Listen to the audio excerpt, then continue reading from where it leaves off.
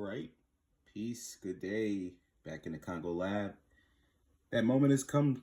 Indeed, I'm going to show you as an herbalist how you can make a very quick, basic, essential oil remedy, which can be effective when out and about traveling and during this fearful, created moment of time that people are experiencing symptomologies of common strains of cold for the 21-22 season. So what I have here, guys, is a 2-ounce bottle that is filled with about 50% isopropyl alcohol.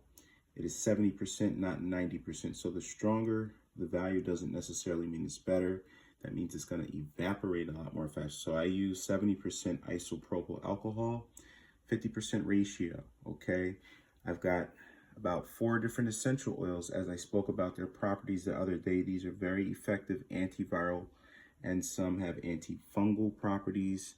Some have antibacterial properties. Eucalyptus globulus is excellent in helping with the sensory function. This is the beauty of essential oils, because we really don't have to put them on the inside. They don't have to be ingested. This is a topical or aromatic application that is very effective in doing no harm.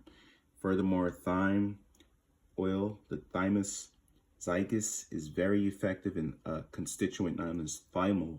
And thymol from the thyme herb is very effective as an antifungal. It's used in hospital sprays. It's used in bacterial disinfectants. So I've already added my dilutes, but what I've got here is roughly about 10 1 milliliter drops to the 1 ounce of the alcohol. We've got 10, again, 1 milliliter drops of the thymol, which I've already added in from this pipette, as you can see here. And those are my 2 primary binding compounds. My layering, or my top notes, are going to be lavender and maybe lemon eucalyptus. But I want to put a catalyst oil, tea tree, which is very effective as an antifungal.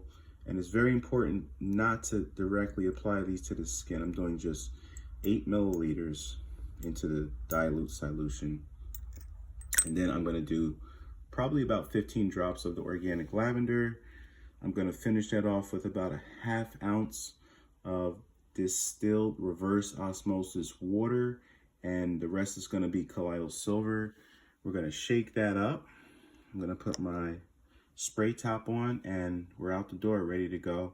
And this is something that can be used, sprayed on surfaces, on you, if you've come in contact with reasonable suspicion of people who've been infected. And it can even be applied to your face mask. Okay, so it actually helps when you are on the plane breathing, when you are on the bus, when you are on a train, in those tight confined spaces. There you have it, herbal medicine, essential oils for healing and protecting during the times of fear. Peace. Good day.